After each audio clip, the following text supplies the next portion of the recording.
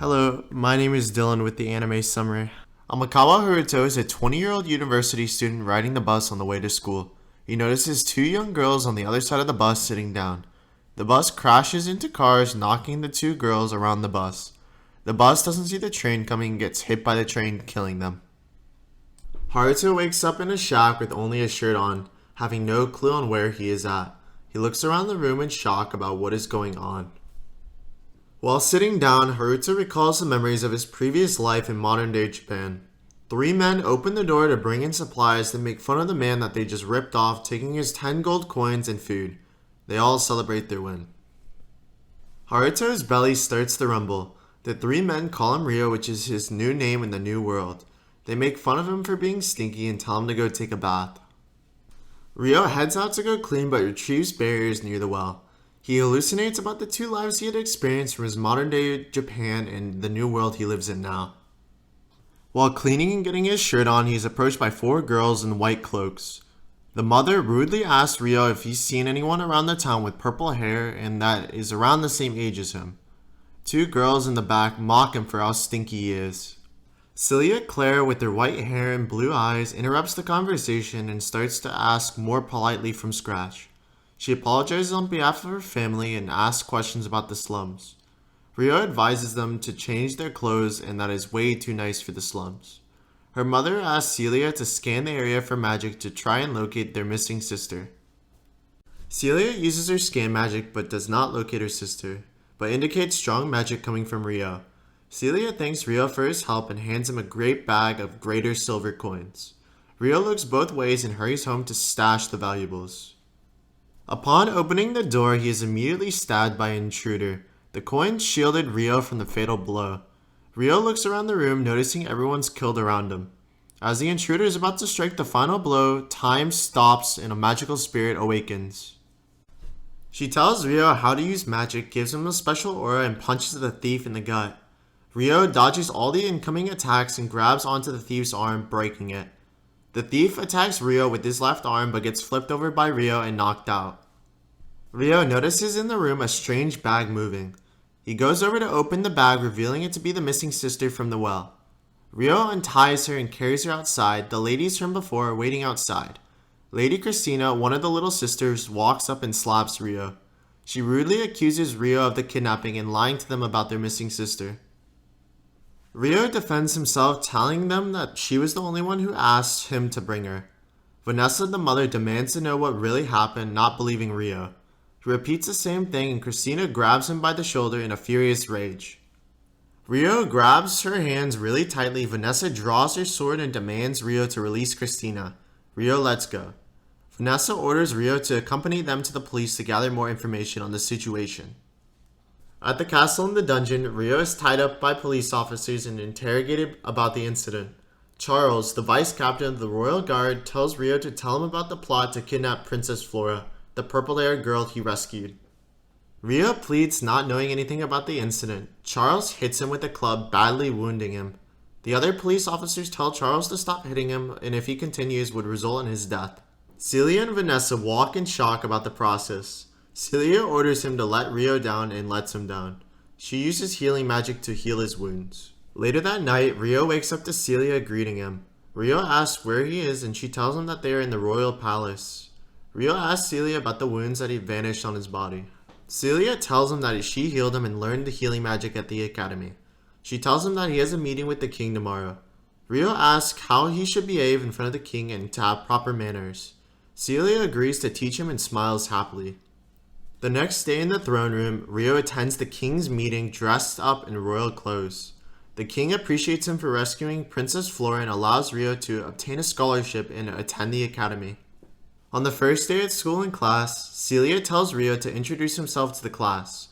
He introduces himself to the class awkwardly and hopes everyone in the class will respect him for attending the academy. A kid in the class of the royal descent mocks Ryo for talking like a servant and the whole class laughs at Ryo. During the break, Ryo is walking down a hall and finds Professor Celia's room. He knocks, Celia opens the door and yells at Ryo for not reading the sign. Ryo says he can't read and apologizes. Ryo says he only came to inquire about his private tutoring. Celia tells Ryo to come inside. She apologizes for the messy room and says she is usually much more organized. Rio asks Celia what her age is. She replies with 12 and that she used to be in primary academy but skipped grades and graduated high school early. Rio compliments her brains and answers the math questions really fast and easily recalling that he used to be a university student after all. Celia makes tea for both of them and have a conversation about Rio's first day at the academy and if he's had any problems. Rio says no but recalls the other kids bullying him. Before Rio leaves, he asks Celia if she knows any children's books that are good, stating he wants to learn how to read. She agrees and will pick up some from the library. Rio thanks her. The next period in class, they are learning how to fight as knights, practicing their swords and shields. The instructor tells Rio to strike him as he sees fit. The class stops and questions Rio's sword stance versus the instructor.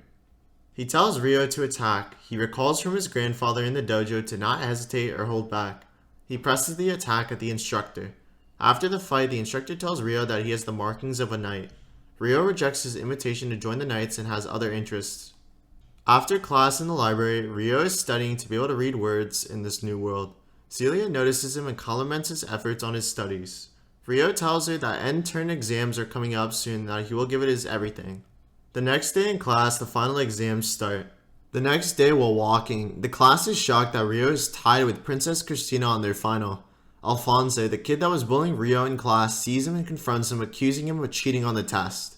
Rio says all he did was just take the test, but Alphonse disagrees. One of his classmates, Roana, tells him to stop being jealous and that it's not gentlemanlike to act like that. Celia overhears the conversation and defends Rio, vouching for his hard work and dedication. Alphonse, in disgust, walks away with his friends. In tutoring, Celia congratulates Rio on his achievement of being first on the end-term exams, though she is worried about how the students are treating Rio overall. Rio says he's used to it and to not worry about it. He asks Celia if she had anything happen similar to her. She replies doing the same thing and just ignoring it. Rio teases Celia about her being small and they both laugh. Celia says he's silly. 5 years have gone by and it's the year of 996 of the Holy Era. Before the exhibition tournament, the instructor will pick representatives from the primary school in the class. He demands if your name is called to step forward. The instructor calls on Rio and the whole class is in disbelief and disgust. At the Knights Festival, the announcer, Alfred, announces the beginning of the tournament and that he will become the referee for today's matches. The crowd cheers him in awe about his nobleness. Alfred calls up for their first challenger, Rio. Before entering out of the tunnel, Rio is stopped by Alphonse to tell him to not be pathetic while fighting so it won't affect the people's opinions about him as well. He clowns on Rio and then he walks out. Rio tells the announcer that he's ready for his opponent. Rio's in shock, notices that his opponent is Charles Arbor, the guy who interrogated him about the missing princess. Rio sarcastically thanks Charles for his care and owes him a great debt. Alfred tells both of them to cease their chatter and to get ready. He's confused about Rio's stance. The fight starts. Rio blocks all of Charles' attacks. Charles, in rage about being demoted 5 years ago because of him, amps up his attacks. Just before Charles goes in for the finishing blow, Rio knocks his sword out of his hand and holds him to surrender. Alfred announces Rio as the victor of the fight. Charles complains to Alfred asking for a rematch, but he denies it and commands him to accept the loss. Rio thanks Charles and Alfred for the match and walks out of the stadium. Later that night in the castle, Charles is drinking and in rage about the fact that he lost to Rio in a match, talking to a strange man named Reese. Reese tells Charles that the student he fought today had a really good movement. He tells Reese about the past experiences with Rio and that he's never admitted to kidnapping the princess. Reese agrees and remembers the real mastermind behind that incident 5 years ago was him. The next day at the academy, Celia is blushing and waiting for Rio to come to school so that they can celebrate his victory. She sees Rio walking and decides to follow him to see what he's up to. He gets a love letter from a girl at the academy who tells him that he was very dashing in yesterday's match and runs away in embarrassment. Celia, in shock and stunned, blushes at the fact that she might have a crush on Rio. At night, when Celia is in her professor room, reading about everyone's plans after graduation, she notices that Rio was the only student who didn't write anything. The students at the academy are having an outdoor practice. Princess Flora asks Christina about what it's going to be on about. She tells Flora that it will be about how well they've learned military exercises at the academy. Flora is nervous, but her friend Roana tells her not to be worried because of the team-based factor and that all the dangerous monsters have already been slain. Alphonse ends their discussion to discuss the team's way on going through the mountains and forests to reach the goal by sunset, also stating that good results from the test will have a huge impact on everyone's grades. Rana tells Alphonse that it would be impossible to reach the goal and that it would take twice as long to go anywhere. Alphonse reassures her that he has a scroll that has all the information on the shortcuts and paths. He tells the group that it is pretty much guaranteed to get a good result and information in war is a valuable resource. He asks Christina about what she thinks. She says she doesn't care and will leave the decision up to him. He thanks her and commands everyone to move out. One of Rio's classmates mocks him for not being able to use magic and that his job is to carry everyone's luggage and follow them. While Rio picks up the luggage, Princess Flora does a kind gesture asking if she can carry some as well. Rio shakes it off, telling her that he is fine and respectfully declines her offer. While walking through the forest, Princess Flora tells her sister and looks back at Rio feeling guilt from what he has to get put through. Someone in the front of the group shouts out monsters and they're a pack of goblins. Alphonse tells his group not to panic and orders them to enchant their physical ability. They do so and take out all the goblins swiftly and easily. Alphonse congratulates his class and clowns on Rio for not being able to fight and dozing off. Reese is hiding behind the trees and wants to test Rio a little more to see his true strength and capabilities. The group thinks that they made it to the goal but are on a steep cliff. The whole class is in confusion. Christina asks Alphonse about where they're heading to next. But before he can answer, a spirit is thrown into the group. Giant orcs have arrived and Rana tells them to up their defenses. One of the classmates gets hit with a spear and accidentally knocks Princess Flora off the cliff. But before she falls, Rio jumps off and uses his magic to push her back up, trading places from the devastating fall. They group together and defeat the rest of the orcs. After defeating the orcs, they are fighting at the fact that one of their classmates pushed Flora off. Most of them decide to put the blame on Rio for the falling of Flora. Rio watching from a bush and observing what his next move should be. He had plans to graduate but decides to just leave the kingdom. A loud monster approaches them and it being a minotaur. The group has no effect on the monster and Alphonse orders everyone to retreat. While Flora is trying to heal one of the wounded men, the minotaur is right behind her and is about to grab her. Rio comes to save her and slashes one of the minotaur's hands in one swipe. Rio tells her to take the wounded away and to hurry. He parries the blows and dodges his lethal attacks. Using his swordsmanship skills, aims for the head and takes out the minotaur. After slaying the monster, Rio notices his classmates tending to Flora and walks away into the forest. In the air, using flying magic, Reese is amazed by the boy's skill and his black hair that he isn't surprised by someone from the Yagumo region to be able to use spirit arts and flies away. Celia is walking to the headmaster's office, but before she knocks, hears in the room that Rio has gone missing and eavesdrops on the conversation. One of the boy's fathers tells Headmaster Garcia that if nothing is done, it would be in danger to the house of Duke Arbor. They both agree that they would have no other choice but to blame Rio. Lord Garcia tells Duke Huguenot to leave the rest to him, and he smirks. Celia is questioning what went down. During the night, while Celia is in her office, she gets a knock on the door to see Rio, apologizing for the trouble that he's caused. In tears, she hurries over to hug him. She demands to know if he is well and not hurt. Rio at the table explains everything, and Celia is astounded by the fact that the kingdom dropped false charges on Rio. Rio tells her that even if he told the truth, the people in power decide what is right and what is wrong, and wanted to say goodbye to her before he left. He tells her his name he's going to go by now is Haruto, and that he will send as many letters as he can to her. Celia hugs him and says goodbye, saying that she will be waiting, and starts crying. In the prison, the Duke Huguenot throws a pair of clothes of Rio's son and orders his demi-human slave to assassinate him. He gives a description of Rio, saying he's 12, has black hair, and is male. Huguenot tells to kill him no matter what, and the demi-human girl agrees. If you guys like what you saw, be sure to subscribe, like the video, and we'll see you guys in the next video. Hope you guys have a great day. Peace. Hello, my name is Dylan with the Anime Summary. It's been 3 days since Rio has retreated away from the royal capital, reaching the borderline country, arriving in a market town called Amande in the kingdom of Golark. Rio looks at the wanted poster signs to make sure he isn't a fugitive and proceeds to obtain the items he needs for his adventure. Rio notices something behind him and turns to see no one, being overcautious. After he leaves, the demi-human in cloaks is hiding behind a wall following Rio. After retrieving his items and spending time in the town, Rio is running into the forest and stumbles across a person in cloak lying down on the ground. He goes to check out the situation and asks if the person's alright. While lying on the ground, the demi-human spits a poison dart at Rio, making him feel unconscious. The demi-human girl tells Rio that he's going to kill him. He stops the poison and tells her that he's not going to be killed and stalls time for the poison to wear off. She charges at him with her daggers but evades them quickly. She evades Ryo's daggers and climbs up a tree and enhances her physical abilities. He charges at her, deflecting her attacks, and they fall to the ground in a standoff between each other. She is speechless about the way Ryo moves and how swift he is as a human. Ryo overpowers her when she makes her move, removing the knife, flipping her over, and pinning her to the ground.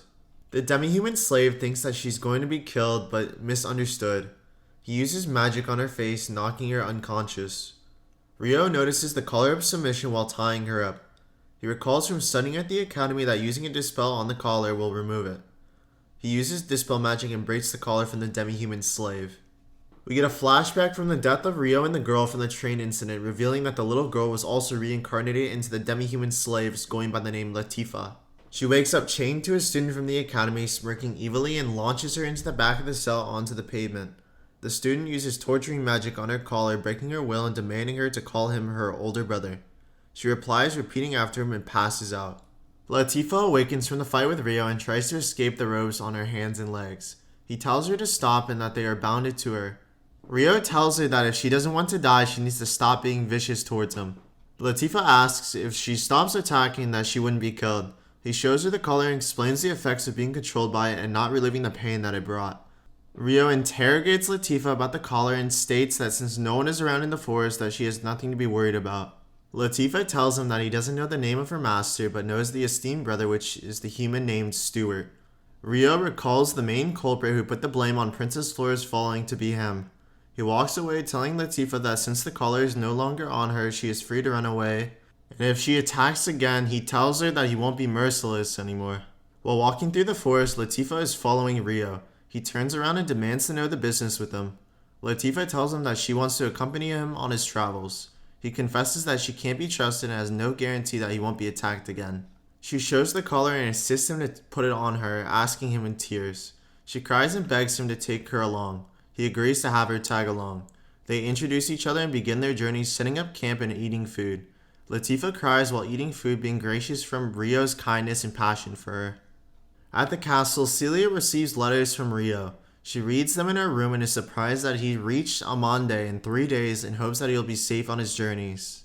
During the night, while Ryo is cooking spaghetti, Latifah jumps quickly in excitement and asks quickly if she can eat some. He allows her and she thanks him and has a hunch that she is from the other world as well.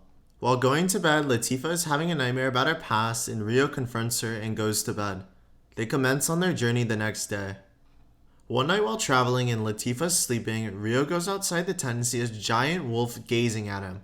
The wolf blinds his vision and is attacked forcefully. He uses spirit magic to locate the people attacking him. He pleads with the people attacking, asking if they are demi-humans. While introducing himself, the girls locate Latifah and misinterpret Ryo's spiritual art usage and swiftly knock him to the ground. One of the girls uses shock magic and knocks out Ryo. Ryo wakes up in a dream to see the first spirit that he saw at his old home. He asks her who she is and she says she is connected to him and disappears. Ryo wakes up chained in a bed to the girls who knocked him out last night. Latifah runs in hugging Ryo and is demanding to know if he's alright and sees the chains wrapped around his arms. An elderly demi-human comes in and apologizes for the mishaps. The girls who captured Ryo go on their knees in front of the bed asking for forgiveness. They remove his chains and leave him and Latifah alone for the night. The next day at the massive tree, Ryo is following the elderly demi-human up the flight of stairs and enters a meeting with the Council of Elders. They introduce themselves formally and admit guilt for the slavery of Ryo at the start of his visit. Ryo tells them to raise their heads and requests that they take care of Latifah at the village. A spirit appears and replies with a moving on to the conversation onto the business at hand. The green-haired spirit goes by the name Lady Dryas. She instantly notices in Ryo a spirit hiding inside of him. She informs Ryo that having a spirit can affect the use of magic effectively. Lady Dryas asks Ryo if she can look inside of him and he agrees. She grabs his cheeks and notices a person-shaped spirit sleeping inside of him. The council explains to him that he is a part of the village and that he be treated gratefully. Ryo is escorted to the place where he would be staying and Latifah is inside waiting for him, and when the door opens to see Ryo, immediately rushes over to him to greet him. Latifah informs him that the house he sees is theirs. She gives a tour showing the open bathroom, the kitchen, and the balcony with the astonishing view. They sit down to eat, discussing the food that originated from the Yagumo region.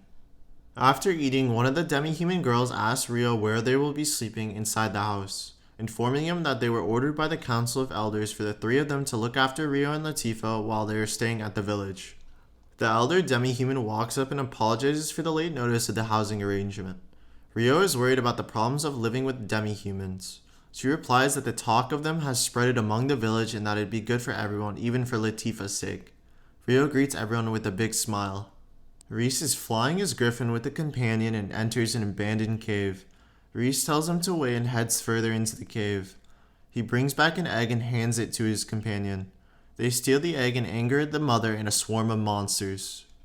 It's been over 1 year since Rio and Latifah entered the village. Everyone in the village is happy on how much they contributed. Lady Dryas, blessing on the day of the Grand Spirit Festival, welcomes Rio as a sworn friend and Latifah as a resident of the village.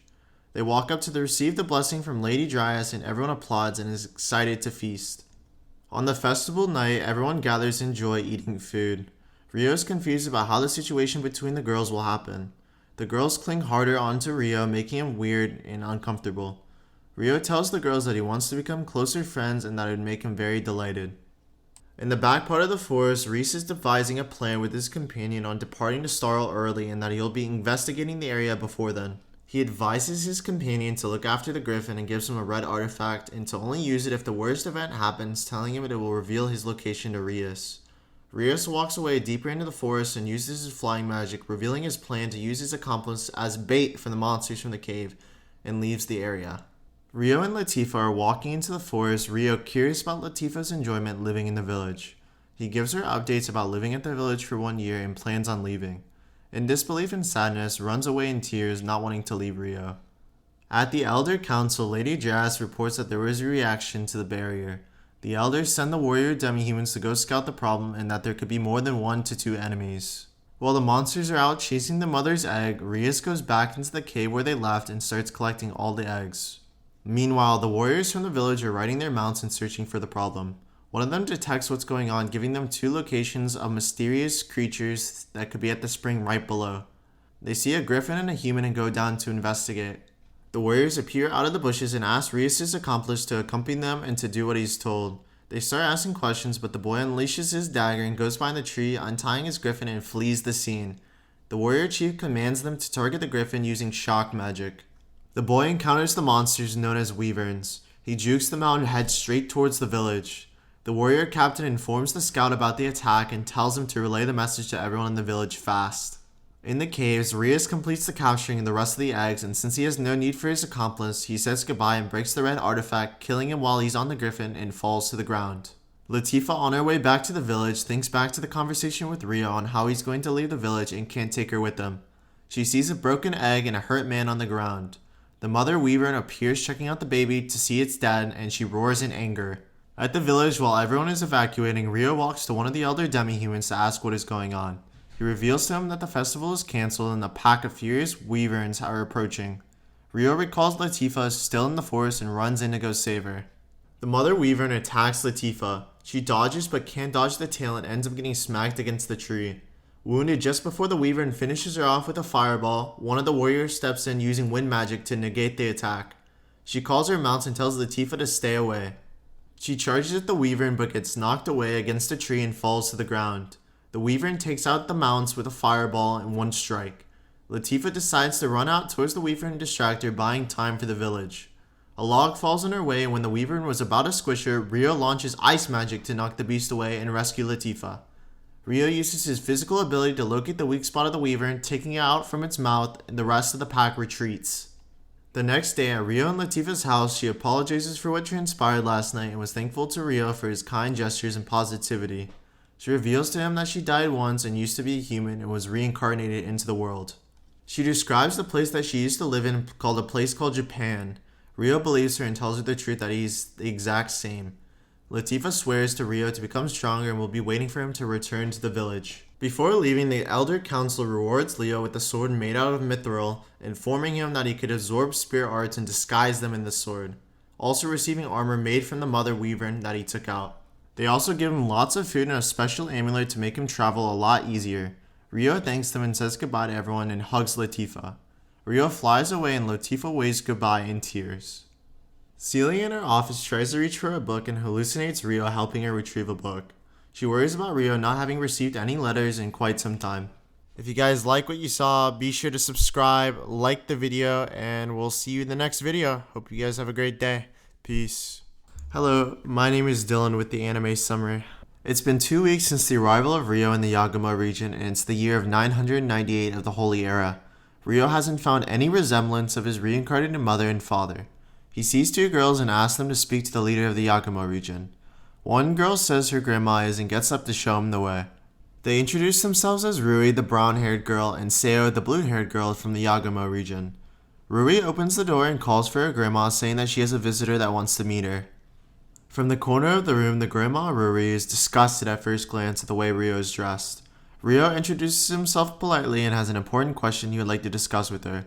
She introduces herself as Yuba and demands to know what brings Ryo to the Yagumo region. He cuts to the chase, asking to know about people in the village. Yuba assumes it's going to be a long conversation and lets Ryo inside. At the dinner table, Ryo has heard that his mother and father both lived in the village and that it was 15 years ago. Yuba asks Ryo what his parents' names were. He replies, revealing his parents' names to be Zen and Ayame. Yuba recognizes the names and tells Rui and Sayo to go back to work, saying that they should be respectful of the private conversation between the two of them. They oblige and leave the room. Ryo tells Yuba that his mom died when he was only 5 years old and that his father died before he got to know him. He tells her that he's going to see the village. It was something that he and his mother promised and wanted to see through. Yuba reveals that she knew his parents and that she is Ryo's grandmother and appreciates him coming to the village. Yuba spills the truth and tells Ryo that they both have graves. Yuba and Ryo go to visit his parents' grave. He asks Yuba if it would be good for him to pay his respects, and he does so kneeling to the ground. Yuba explains that both his parents had to leave the country in secret for certain reasons and that it was impossible for them to return home, so they decided to make them graves honoring them. She suggests that they return home and that she will keep the lineage a secret from everyone, also stating that he can spend as much time as he wants in the village. The next day, Ryo wakes up greeting Yuba and informs her that he will be helping around the village today and that he wants to make breakfast for everyone. Rui forgot that Ryo is living with them and walks out in revealing clothing. In embarrassment, she runs away back into her room to change. Ryo starts making miso soup and uses spirit arts to make hot water. Rui and Yuba are amazed with his spirit magic. Sayo and her older brother Shin greet everyone and Ryo greets back. Yuba introduces both of them to each other. They greet each other again and then start devouring the food. Shin and Sayo are impressed by the miso soup Ryo cooked and Shin demands for more. Shin takes Ryo for hunting and they are accompanied by his teacher Dora. Ryo takes out the first turkey and Dora motivates Shin to keep up with him in his archery skill set. Shin sits down disappointed that he couldn't take down one turkey and is sad. Ryo ignores it and congratulates everyone, being that the three of them got the results together. Dora asks Ryo if he can hunt tomorrow and he agrees. Ryo is shocked by how dirty his hands are. After the hunt behind Yuba's house, Ryo uses spirit arts to create a wall and inside being a relaxing hot tub. He uses the discharge amulet and grabs the shampoo chilling in the tub. Ruri and Sayo peep to see what is going on and all of a sudden Ryo emerges from the tub and clothes and apologizes for the inconvenience. He says he used spirit arts to make the construction. They are both stunned by the way Ryo smells. Shin is jealous about the way Ryo is outclassing him and Sayo is mad at the way Shin is treating Ryo. At the pool that Ryo made, a group of big men uses the village's bathroom. Shin confronts them about the improper manners of using it. The leader Gon of the group of men compliments Rui and Sayo weirdly. Before Shin attacks, Rui tells him to stop being like that and that Gon is the son's leader of the neighboring tribe. Gon taunts Shin and that he's had enough, striking with his fist. Gon easily stops the attack and lifts Shin up in the chokehold. Yuba enters and tells Gon to let down Shin and says that they have a guest hut at the edge of the village, and he lets go of Shin and walks away. On their way out, Ryo is watching them with madness intent. Gon tries to kick Ryo's knee but falls down onto the ground instead. Yuba announces to everyone to return home quietly and to ignore the commotion. Shin expresses his concern for Sayo since they both live alone and asks Yuba to let her stay at their place for the time being. Yuba agrees to it. Later that night at the guest house, Gon and his group are discussing an unknown plan with evil intent. The next day in the afternoon, Ryo is training his sword skills intensely. Rui and Sayo are watching him train and compliment on how pretty his sword movements are. They praise his training and ask Ryo if he's been doing it since he came to the village and why he started doing martial arts. He recalls wanting to protect someone from his first life and tells him that it's really embarrassing. They ask one more time and he agrees but wants to dress himself. He tells them that how when he was little he had a crush on a girl and wanted to protect her at all costs. He says that he'll probably never meet her but wants to train for himself. At night at Yuba's house, while Rui and Seo are sleeping, Gon and his men cover Rui's mouth and threaten that if they don't comply that they will punch both of them. Ryo turns on the lights and fights Gon and lifts him up with one hand out of the house. He jumps on Gon's neck and chokes him. Gon pleads to stop. Ryo, confused, gets on top of him and starts smashing his face repeatedly. Covered in blood, everyone around him tells him to stop, and he does right before he's about to kill him. In the morning, Gon and his men are captured and are put in a cage guarded by Lord Hyate and his men from the other village. Yuba thanks them for taking them to the royal capital prison camp. Before he leaves, Yuba gives a letter to him from his father, Lord Guki. He accepts it and they head out of the village on their way to the royal capital. They arrive in the kingdom of Karasuki, the royal capital, a few days later. In the town, after they got settled, Seo and Ryo are taking a stroll around town after retrieving all the food that they needed. Ryo suggests that they eat kamutan after shopping. He also points out that it was her older brother Shin who thought of it ever since back at the fight at the village and that he's a respectful guy. Seo agrees happily. A young woman at her booth stops them and misinterprets Ryo and Seo's relationship status. Seo makes it clear that they are not dating. The booth girl says that they would look good together and apologizes. She persuades them to buy any souvenirs shown below. Ryo agrees since they are at the capital and asks Seo which of one of them she would like to get. She picks out pink flowers and the lady lets her try it on. Ryo is amazed by how good it looks on Seo. The booth lady says that that is one of the most expensive items and that it will be no less than 2 silver tablets. Ryo gives her the silver tablets and starts to head back. The lady whispers to Seo to ask him out simply because there will be a lot of competition for Ryo later. All of a sudden, a girl is being kidnapped by a group of tall, huge men. Her mother is calling out to anyone in the area for backup. Ryo gets in and grabs the man by one hand and flips him over while saving the girl in distress. The mother calls out for Lady Como, the girl that was rescued, and Ryo informs her that she is just fine, just unconscious for a little while. She tries to apologize, but Ryo demands her to apologize to the girl when she wakes up rather than him. Ryo sees people in the back of the crowd and grabs Seo, telling her that they need to leave so that they can avoid trouble and returning home. The next day, after having a deep conversation, Ryo arrives at the castle. He introduces himself with manners to King Hamura and Queen Shizuku. They say the meeting is for their grandchild and request Ryo to be less formal when speaking to them. Ryo replies saying that he will try his best to. The queen requests Ryo to tell them information about his mother and father. He cuts to the chase and informs them about both of his parents that are already dead. He goes on to say that his father died before he knew him and also that his mother was really joyful. Then his mother passed away when Ryo was only 5 years old and was killed right in front of him. Ryo reveals the person who killed him was Lucius, and apparently he worked for his father as an adventurer, stating that it was his last memory of his mother being alive. Ryo goes on to explain that he ended up living in the slums, also attending the academy. The king demands to know if he would forgive the killer of his mother. Before he says more to Ryo, in a furious rage, he replies holding back, stating that he'll never forgive that man who killed his mother. He also says that with his hands, he would fight his mother's killer. The king recommends Goki's sword skills to train Ryo to defeat Lucius, and he agrees to get to training. After training with Goki in the afternoon, everyone returns home from the kingdom, but Rui is worried about where Ryo is at and asks Seo. She tells her that he's over there pointing to the graveyard where Ryo is watching his parents. He promises to his mother and father that he will never run away and that in order to live, will protect what's most precious to him. At night, while everyone is sleeping in Yuba's place, Yuba spills the details to Rui about Ryo being her cousin and that he's a prince of the kingdom. She tells her that the family of the kingdom just doesn't know that he's royalty. Rui laughs it off, thinking that Ryo and Yuba are teasing her about the information they gave, but they don't laugh and are serious. Yuba instructs Rui on how Ryo's father after the war gained recognition and his rank was increased to warrior noble. Rui, all of a sudden in awe and shock, apologizes to Ryo for her rudeness and she didn't know he was a lord. He tells her just to be her normal self when Ryo is around, even though he is royalty. Ryo informs him that he'll be leaving the village soon in the next year.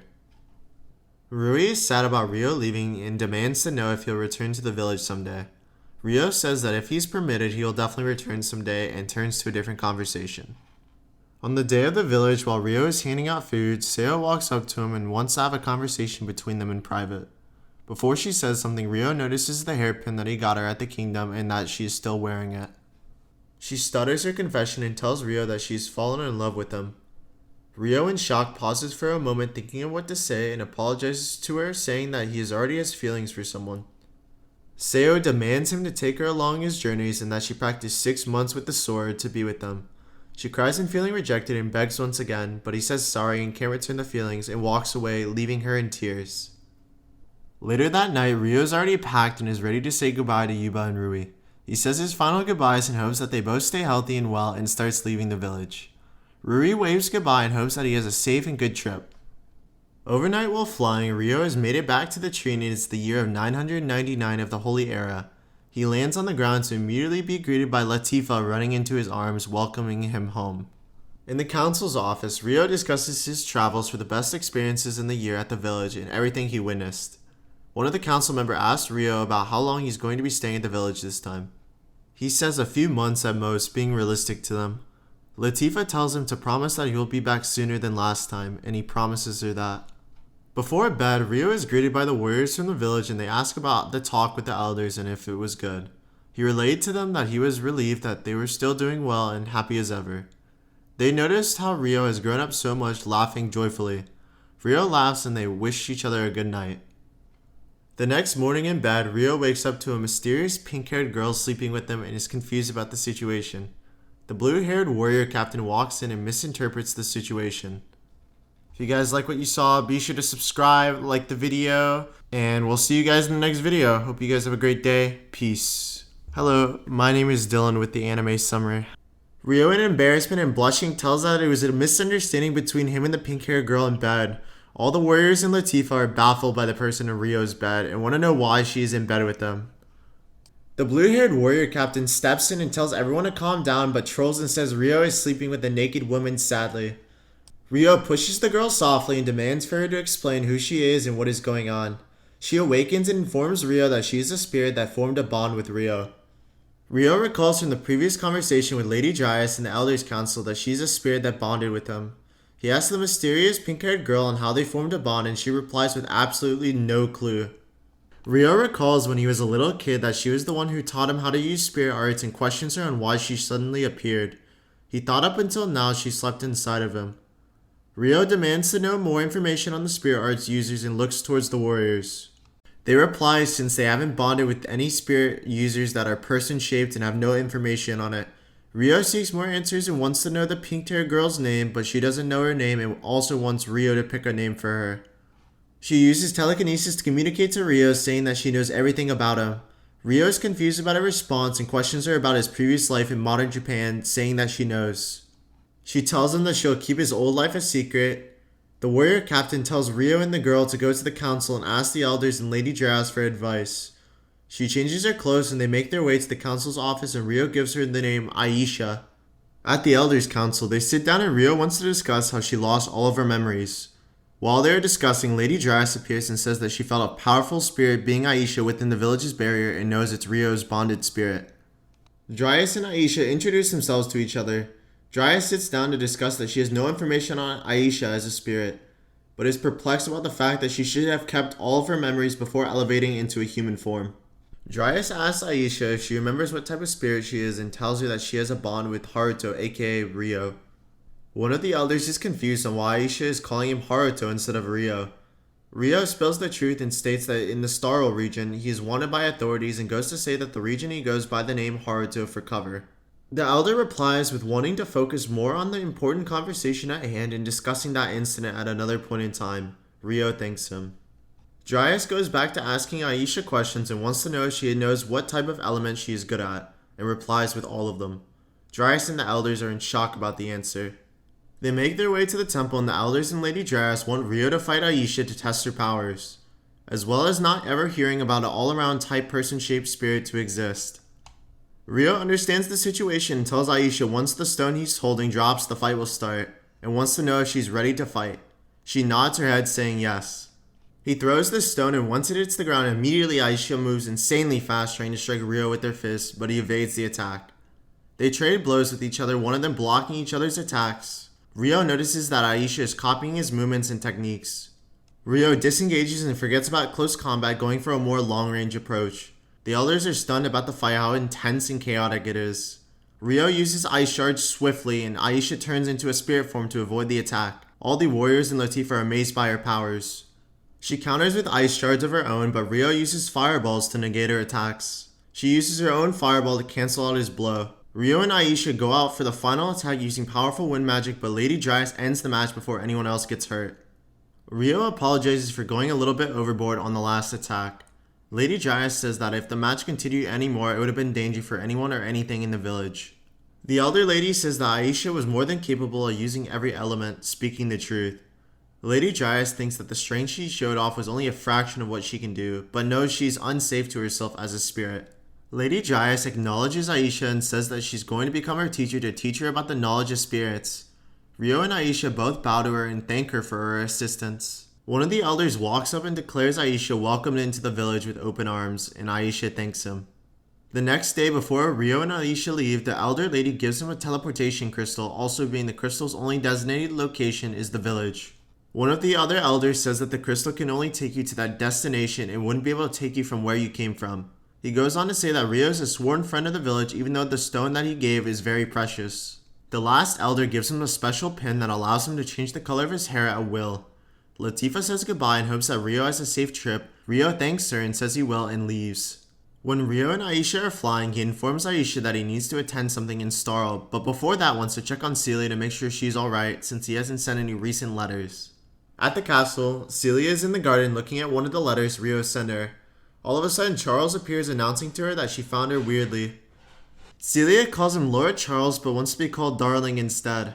Celia puts the secret letter from Ryo behind her back and makes up an excuse to Charles, saying that she is shy and wouldn't be able to do anything like that. He says he looks forward to seeing how the interactions will be like in the future with Celia. A royal guard runs up to Charles, demanding Charles to follow him, and walks away. Celia sighs and is worried about Ryo's whereabouts. Later that night, Ryo and Aisha infiltrate the academy and changes his hair to disguise himself. Ryo struggles to unlock the library window, but Aisha easily shifts into a spirit form and goes inside and opens the door for Ryo. They make their way down the hall towards Celia's office. Ryo knocks on the door multiple times and lets himself in. He's in shock about there being nothing inside her room and wonders if she changed research rooms. They investigate another professor using magic and spirit forms to get inside and solicitate the professor to ask about Celia's location. He says that she is located in the royal palace. The professor also spills out that Celia is the head of the wedding ceremony and is getting married to Charles. Ryo, in disgust and dismay about the statement the professor made, worried for Celia. The professor goes on to explain that it was a pre-marriage and the kingdom suffered a crushing defeat to the Proxia Empire, stating that the Duke of Arbor's actions made negotiations for peace between the nations, revealing that since the peace treaty occurred, the House of Arbor lost their authority and rights, meaning that this marriage is strictly for power and to regain it. Aisha removes the hypnotized magic from the professor, he falls asleep and they walk away. While flying in the sky, Aisha asks Ryo what his plans will be.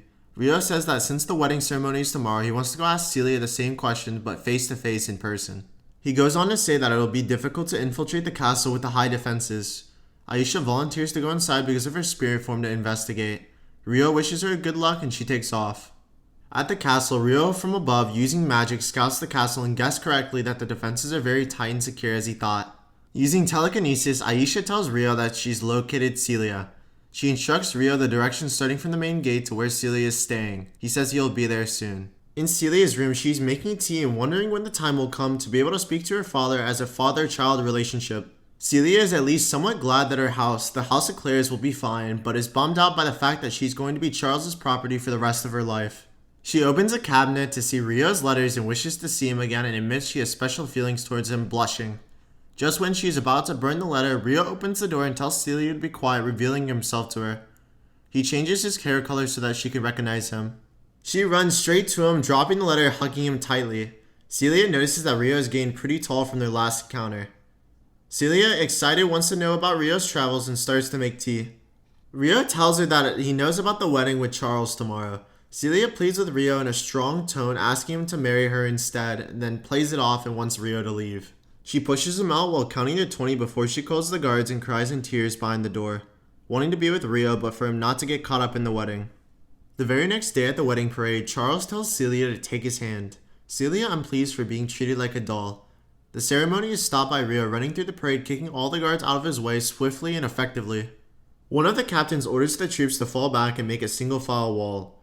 Rio uses wind magic to knock the wall away easily. The captain calls for the mage squad to fire bullets, but Rio dodges the bullets, quickly flying over everyone. He panics and orders them to protect Celia and Charles. Charles tells Celia not to worry because they're the elite soldiers among the kingdom. Rio takes them all out and punches Charles in the gut, angrily knocking him onto the ground. He puts a knife up to Celia's throat. Rio uses telekinesis to apologize to Celia for the trouble, but wants to explain the situation to her. Celia is confused about what is going on. Charles, being held to the ground by Rio's foot, demands to know his intentions at the wedding. Not having much time left, Rio wants to know Celia's will and assumes she is being threatened by the house of Duke Arbor. The guards are surrounding Rio, but he wants to know if the marriage will make her happy. The guards are approaching Rio, but he wants to know if Celia wants to run away and be with them. In tears and full emotion, Celia says yes to taking her away from the kingdom. All of a sudden, Rio announces to everyone that he'll be abducting the bride so everyone can feel embarrassed in front of their own eyes. He picks up Celia, hops off the car, and runs away. Charles violently orders everyone to hurry up and capture him. The guards charge at him in two separate forces. Rio jumps over them and they crash into each other. Reese notices that the intruder is using spirit arts and assumes that it is Rio back from when he fought the Minotaur. Reese uses dark matter magic and Rio deflects it. In the smoke, Celia and Rio make their escape through the kingdom. Alfred takes over and calls out to everyone that the aerial knights are in pursuit and for everyone to circle the kingdom to make sure Rio and Celia don't escape. Charles heatedly complains about Alfred taking command, blaming him for the escape of Rio. Alfred ignores his incompetence and wants to know who the intruder might be, and he leaves the scene in pursuit of Rio. On the retreat, Rio is carrying Celia on top of the buildings, being chased by the aerial knights on griffins. Celia says it's okay to go a little bit faster to get away from the unit, and he does so, also telling her that she'll be riding with someone else in a moment. Rio drops Celia into a secluded alley and Aisha appears out of her spirit form. Aisha picks up Rio and Rio informs her about his plan to play the decoy and buy some time so they can escape the kingdom. Rio promises that he will meet up with Celia later after he escapes as well. Rio is running upon the rooftops. The troops spot him and follow after him. They use a flare gun to inform everyone on where Rio is heading. They use blitz shot magic to try and take down Rio, but he dodges continuously. On the ground, the horses are chasing him down on foot, following his every movement. He knocks all the incoming guards on foot with his fists and legs, and more arrive. Rio takes out more troops coming his way. Alfred shows up and confidently tells Rio that he's going to be restrained and captured. Rio recalls that his nickname, he goes by the name King of Swords, and was the announcer of his duel back at the academy when he was there. Alfred tells his troops to stand back, and if they keep fighting, they would just get hurt in the process. He draws his blade fiercely and strikes Rio. He is amazed by how strong Alfred is. Alfred swings his giant sword on top of Rio, but he deflects it and goes on the offensive. Alfred is confused on why he didn't finish him off and replies saying that he's going to regret it. Alfred unleashes his most powerful attack with Red Aura, striking at Rio, going for the final blow. The rest of the guards go up to Alfred after the fight and ask what happened to the intruder.